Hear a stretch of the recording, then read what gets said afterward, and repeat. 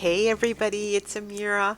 I am finally here to do the May Gorgeous Girl.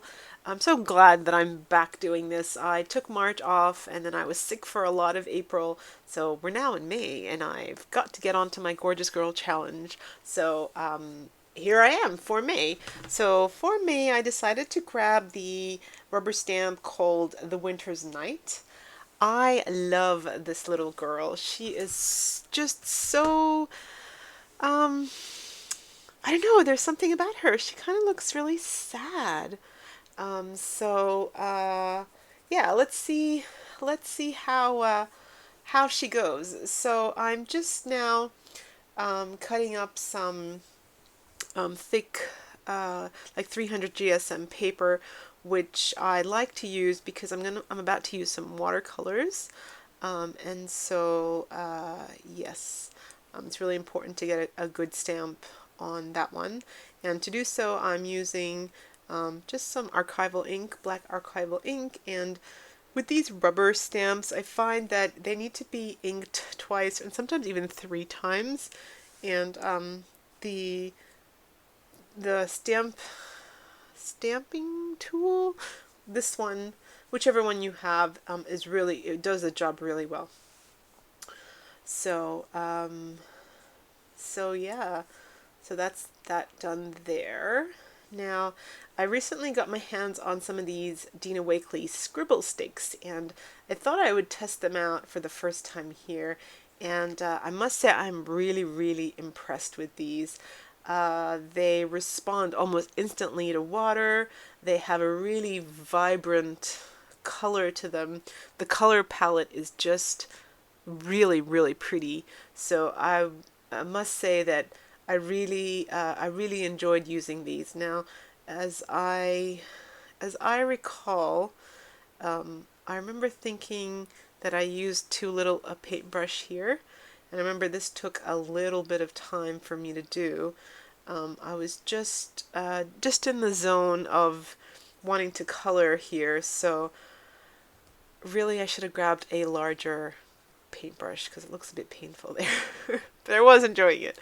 I also thought I wanted to, at first I was touching the paintbrush to the tip of the crayons. That works really good too. I also thought, well, just to speed up the process, I wonder if I could rub the crayon on an acrylic block, and you can do that also. That works really well. I'm just trying to get into some of the little spaces here because she's quite a little stamp, even though this is one of the big ones. I just remember thinking I really needed the fine tip one. I think it's a 0.5 or I don't know, a 1, just to get into the little areas here. So I was just being really particular and really taking my time. So I'm just going to fast forward this part. Actually, I might just skip it because it's just coloring. Everybody can do coloring. So here we go, all done. And I'm about to fussy cut it here. I basically went to with the color scheme on the actual packaging that Santoro suggested, and instead of making her hair black, I made her hair brown. Here all I'm doing is, I don't like it when you fussy cut and the edges are white, so I'm just inking up the edges here. I thought it would make her stand out a lot better if her edges were inked up.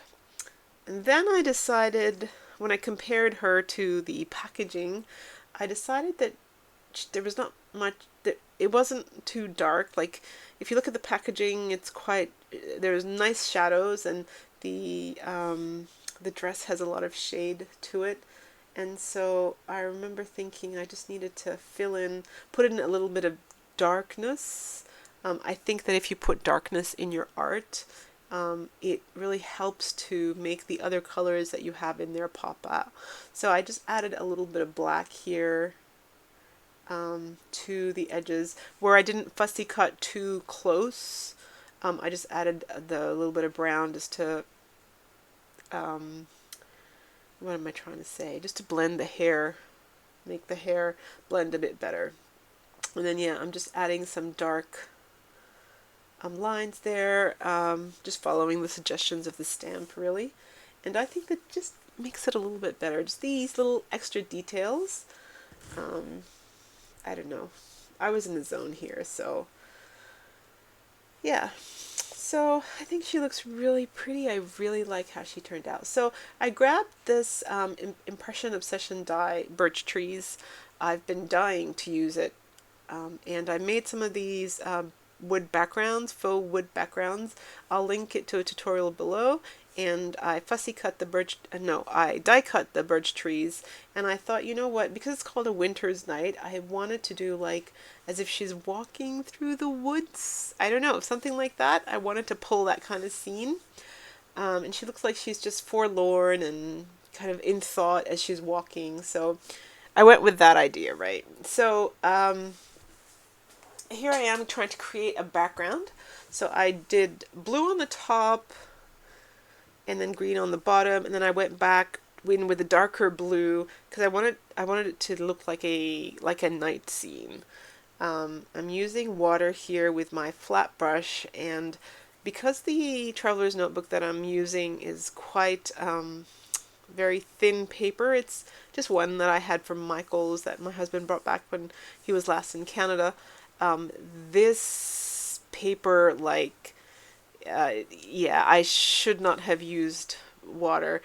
It started pilling. If you see, if you have a closer look, you'll find it starts fluffing up, and it's just reacted not good. You know, make sure that you use the right paper. So I'm coming in here with gesso just to reinforce the paper. And I actually should have blended the scribble sticks with gesso instead of with paper. I now know that that's a better way to do it. And so, yeah, it just looks nicer here. See how it, when the gesso goes on, it just, you always have to put gesso on water. I just found from experience that your colors go on nicer. It doesn't ruin the paper underneath. You get less warping, all this stuff. So I'm adding more color here, just layering it on. I put a little bit of the gray, and then I put a little bit of black, and then I went back and put some more blue. I'm trying to make a night scene, and I'm so sorry, you guys. I am off camera here. I must have zoomed in to do the coloring, and I forgot to zoom out. I need to get better at doing that. So then I add a little bit of like red and a little bit of purple, just so that, you know, the rays that come at the end of the night, at the end of your sunset, just to add that little bit of color into the night sky, and also a little bit of that. And I'm also blending that green at the bottom there to make it look a little bit better. So yeah, a little bit of blue as well in the sky, and I'm doing that up and down motion to try to simulate some trees in the background through the mist, maybe. See how we go. So just drying it off here, and as it dries off, the color lessens a little bit, so it's not as intense. So I'm just trying to see if it'll work here, and I really, really like how this looks. So it's kind of fitting in with the theme of walking in the forest. I then grabbed this Fisker's grass punch, and I've just got a couple of colors of cardstock, green cardstock, and I'm just going to start layering up the scene now, just using a regular old PVA glue with a fine tip applicator, and putting my trees in, and then the little girls going on next, layered on top of that.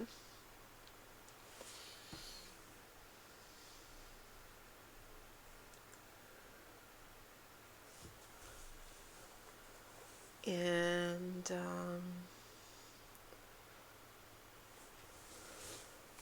I have this thing about edges. I don't like keeping edges. I don't know why. It doesn't look too bad here, even if I'd left her. But yeah, no, I decided to layer it because I just didn't want that edge. It's so strange. So yeah, a couple of layers, different colors, and then just cutting off the excess there. All right, so now I'm left with the top, and I'm feeling like the top is awful. So I'm just cutting out a little bit of. I just start fussy. I just start grabbing all these different, die cuts, and I'm so not happy with what I choose. And I try that lovely. I think that lovely looks good, but it kind of sort of doesn't go. But I really love the one that says Once Upon a Time. I cut out a whole lot of this because I just kept trying different things and it just didn't feel right. I know that I did love the butterfly that went on. I kept going back to that Once Upon a Time. That top border, just I didn't want to add any more elements because I wanted it to be a page that I actually made everything myself, other than the title that's going to go on there. I love the Once Upon a Time sentiment because it kind of looks like it, but I didn't like that the trees were bare like that. So I think I went back to. Oh, yeah, that's right. So then I decided to put some falling snowflakes using my white Nouveau crystal drops. Man, I'm in love with these at the moment. So I think that this just adds little bit of that extra bit of like mystical and fantasy to the scene. I think she looks so gorgeous. I really, really love her here. Then I decided to grab this Nouveau Glimmer paste, and I just touch the edges of the grass there. I think they give it such a beautiful feeling. And I usually take pictures of, should I do this one, should I do this one, just to see which looks better. I find that looking at my artwork through a photograph looks good. So in the end, I ended up doing both of them. I ended up putting the lovely up there, but then I ended up putting a second sentiment up the top, which says Once Upon a Time. Thank you guys for watching so much. Stay tuned for April and March, which is also coming up. Thanks a lot. Bye.